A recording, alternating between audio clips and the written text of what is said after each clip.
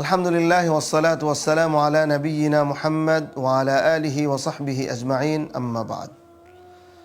ইবনু মাজার বর্ণনায় এসেছে, আবু মুসা আশআরী রাদিয়াল্লাহু তাআলা আনহু বলেন, রাসূলুল্লাহ সাল্লাল্লাহু আলাইহি ওয়াসাল্লাম বলেছেন, ইন্নাল্লাহা লা ইয়াত্তালিউ ফি লাইলাতিন নিসফি মিন শাবান ফায়াগফিরু লিজামিই খালকিহি ইল্লা লিমুশরিকিন আও মুশাহিন। আল্লাহ সুবহানাহু ওয়া তাআলা মধ্য শাবানের রজনীতে সৃষ্টির দিকে দৃষ্টিপাত করেন, এরপরে সমস্ত সৃষ্টিকে তিনি ক্ষমা করে দেন মুশরিক এবং বিদ্বেষীকে ছাড়া। এই হাদিসে মধ্য শাবানের রজনী বলতে যেটা আমরা শবে বরাত, যাকে আমরা শবে বরাত বলি, তো শবে বরাতের কিংবা মধ্য শাবানের রজনীর ফজিলত বর্ণিত হয়েছে।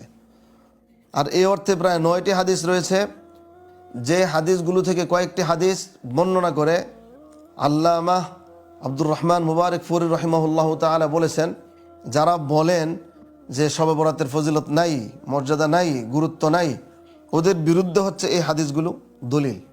এবং এর সাথে সুর মিলিয়ে নাসিরউদ্দিন আলবানী রহিমাহুল্লাহ তাআলা তিনিও বলেছেন, এই অর্থে 8 জন সাহাবী থেকে বিভিন্ন সূত্রে হাদিস বর্ণিত হয়েছে। সুতরাং একটা হাদিস আরেকটা হাদিসকে শক্তিশালী করেছে। তো সবগুলো হাদিস মিলে এই অর্থে হাদিসগুলো সহি ধরা যায় এবং ওলামায়ে কেরাম সহি হিসাবে, হাদিস বিশারদগণ সহি হিসাবে গ্রহণ করেছেন যে শবে বরাতের ফজিলত রয়েছে। শবে বরাত হচ্ছে, এটা আমাদের একটি পরিভাষা যার অর্থ হচ্ছে মুক্তির রজনী, কিন্তু হাদিসে এসেছে মধ্য শাবানের রজনী। এই বিষয়ে কোরআনে কিছুই পাওয়া যায় না, তবে সূরাতুদ দুখানের 3 নম্বর আয়াতের ব্যাখ্যায় আলোচনা হয়েছে এই রাত্রি সম্পর্কে।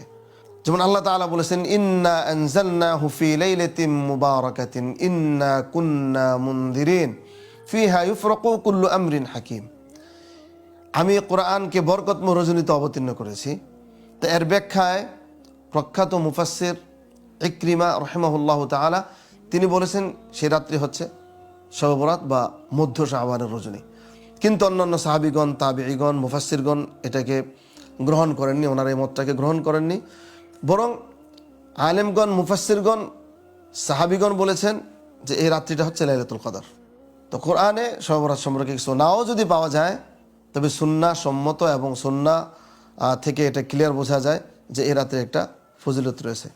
এখন কথা হচ্ছে, এই রাত্রিটা ফজিলতপূর্ণ, আমাদের করণীয় কি? এই হাদিসেই কিন্তু 2টা শর্ত জুড়ে দেওয়া আছে যে এই রাত্রির বরকত, এই রাত্রির ফজিলত লাভ করতে হলে 2টা শর্ত রয়েছে। 1 নম্বর হচ্ছে শিরিক মুক্ত থাকা, 2 নম্বর হচ্ছে বিদ্বেষ মুক্ত থাকা। যদি কোনো ব্যক্তি এই রাত্রিতে শিরিক মুক্ত থাকতে পারে এবং বিদ্বেষ মুক্ত থাকতে পারে, তাহলে আল্লাহ সুবহানাহু ওয়া তাআলা যে সাধারণ ক্ষমা ঘোষণা করেছেন, সকলকে ক্ষমা করে দিবেন, ওদের মধ্যে সেও একজন শামিল হতে পারবে। তো আল্লাহ তাআলা আমাদেরকে তৌফিক দান করুক এই 2টা আমল করার ক্ষেত্রে। আমরা আসলে এই যা করণীয় আমাদের, এগুলো আমরা করি না, আমরা অন্যান্য কিছু করি, কিন্তু এইদিকে আমাদের ফোকাস নেই। দেখুন, শিরিক হচ্ছে একটা গুরুতর অপরাধ, ভয়াবহ অপরাধ, একটা সবচেয়ে বড় গুনাহ। কেমন গুনাহ? শিরকের গুনাহ হচ্ছে এমন গুনাহ যে গুনার মাধ্যমে সমস্ত নেক আমল বরবাদ হয়ে যায়। 2 নম্বর শিরকের গুনাহ হচ্ছে এমন গুনাহ, আল্লাহ তাআলা বলেছেন শিরকের গুনাহ ছাড়া সমস্ত গুনাহ আল্লাহ তাআলা তওবা ছাড়াই ক্ষমা করে দিতে পারেন ইচ্ছা করলে, কিন্তু শিরকের গুনাহ তওবা ছাড়া এবং শিরক বর্জন করা ছাড়া আল্লাহ ক্ষমা করেন না। 3 নম্বরে শিরকের অপরাধের কারণে ব্যক্তি চিরস্থায়ীভাবে জাহান্নামী হয়ে যায়। আর দ্বিতীয় হচ্ছে বিদ্বেষ। সংঘাতময় এই পৃথিবীতে আমাদের মধ্যে এগুলো আছেই, হিংসা, বিদ্বেষ, শত্রুতা, এগুলি মনের মধ্যে আসতে পারে, তবে পুষে রাখা যাবে না, কারণ এটা মারাত্মক আরেকটি অপরাধ। কারণ হচ্ছে অন্য মুসলমানকে ভালোবাসা, অন্য মুমিনকে ভালোবাসা একটা ফরজ ইবাদত, আর এটা হচ্ছে পুরাই বিপরীত, শত্রুতা করা, অকল্যাণ কামনা করা। যেমন মুসলিম শরীফের একটা হাদিসে এসেছে, রাসূলুল্লাহ সাল্লাল্লাহু আলাইহি ওয়াসাল্লাম বলেছেন, তু'রাদু আমালুন নাস ফি কুল্লি জুমআতিন মাররাতাইনি ইয়াউমাল ইসনাইনি ওয়া ইয়াউমাল খামিস। প্রতি সপ্তাহে আমলগুলো আল্লাহর সামনে উপস্থাপন করা হয় 2 বার, সোমবার দিন এবং বৃহস্পতিবার দিন।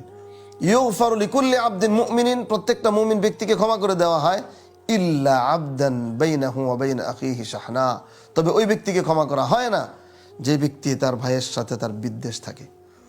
অতএব কারণে যদি কাউকে ভালোবাসতে নাও পারি, অন্ততপক্ষে শত্রুতা এবং অকল্যাণ কামনার অনুভূতি থেকে নিজেকে মুক্ত রাখবো এবং হৃদয়টাকে হিংসামুক্ত করব, হৃদয়টাকে সম্পূর্ণ পরিচ্ছন্ন করব। তাহলে আমরা এই শবে বরাতের ফজিলত, শবে বরাতের বরকত, শবে বরাতের মাগফিরাত লাভ করতে পারবো।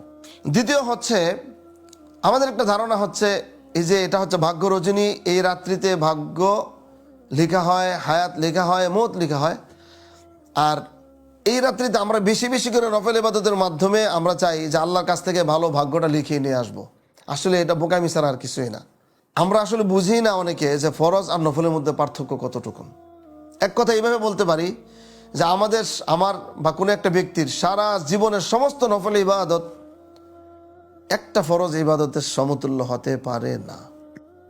কাজেই ফরজ তরক করে, ফরজকে বাদ দিয়ে একটি রাত্রে কান্নাকাটি করে সারা রাত্রি নফল ইবাদত করে আল্লাহর কাছ থেকে ভালো ভাগ্য লিখে আনার চিন্তাটা ভুল চিন্তা। আল্লাহ তাআলা আমাদেরকে বুঝবার তৌফিক দান করুক।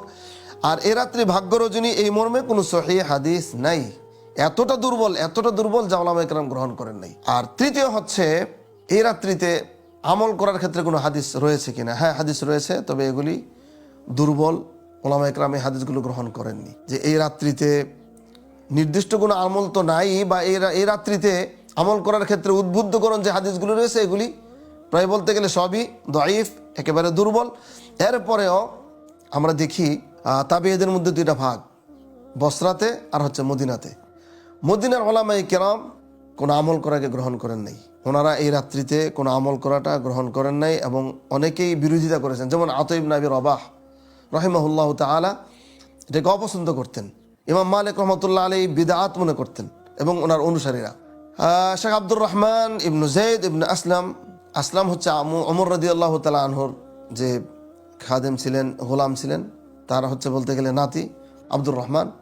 তিনি তাবিঈ, তিনি বলেছেন, লাম উদরিক আহাদান মিন মাশাইখিনা ওয়ালা ফুকাহাইনা ইয়ালতাফিতুনা ইলা লাইলাতিন নিসফি মিন শাবান।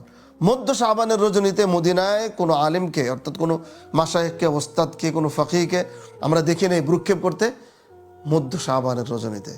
তো বোঝা গেল মদিনার উলামায়ে কেরাম অপছন্দ করতে, এবং সাহাবায়ে কেরাম এই রাত্রিতে বিশেষ কোনো ইবাদত করতেন মর্মে কোনো সহিহ বর্ণনাও পাওয়া যায় না।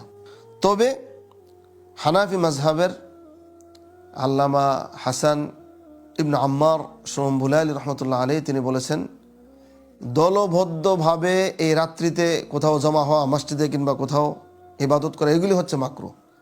আল্লাহ ইবনে নুজাইব সহ ওনারাও বলেছেন যে একা একা ইবাদত করা যায়। অনেক উলামায়ে কেরাম একা একা ইবাদতের পক্ষে। তা আমরা এটা বলতে পারি যে এই রাত্রিতে কেউ ইচ্ছে করলে একা একই কবর জিয়ারত করতে পারে, একা একই ইবাদত বন্দেগী করতে পারে, তবে নির্দিষ্ট কোনো সূরা বা নির্দিষ্ট কোনো নিয়মে না। এমনিতে যেভাবে আমরা নফল ইবাদত করি, জিকির আজকার করতে পারি, আমরা দোয়া করতে পারি, ইস্তিগফার করতে পারি। এক কথায় বলা যায় যে এই রাত্রিতে একা একই নফল ইবাদত করা সুন্নত সম্মত। অনেক তাবিঈগণ করেছেন, উলামায়ে কেরাম এটাকে সমর্থন দিয়েছেন। তবে কোনোভাবেই দলবদ্ধভাবে কোথাও একসাথে হওয়া এবং এটা উৎসবের মতো করা, রাত্রিটাকে উৎসবমুখর করা, হালুয়া রুটি খাওয়া, এগুলি করা, এগুলি সম্পূর্ণ বিদআত এবং মারাত্মক অপরাধ, মারাত্মক গুনাহ। এই জন্য শয়তান তো আসলে ধার্মিক লোকদেরকে দিয়ে ব্যভিচার করাতে পারে না, মদ পান করাতে পারে না, গানের মজমায় নিয়ে যেতে পারে না। তবে শয়তান ধার্মিক লোকগুলোকে কি করতে পারে? বেদাতে লিপ্ত করাতে পারে। বেশি ইবাদতের নামে তার ইবাদতগুলো নষ্ট করে দেয়। তা আমরা আসলে বেশি ইবাদতকে বাদ দিয়া রাসূলুল্লাহ সাল্লাল্লাহু আলাইহি সাল্লামের তরিকে আমরা ইবাদত করবো। আল্লাহ তাআলা আমাদেরকে যেন তৌফিক দান করে। সুবহানাকাল্লাহুম্মা ওয়া বিহামদিকা।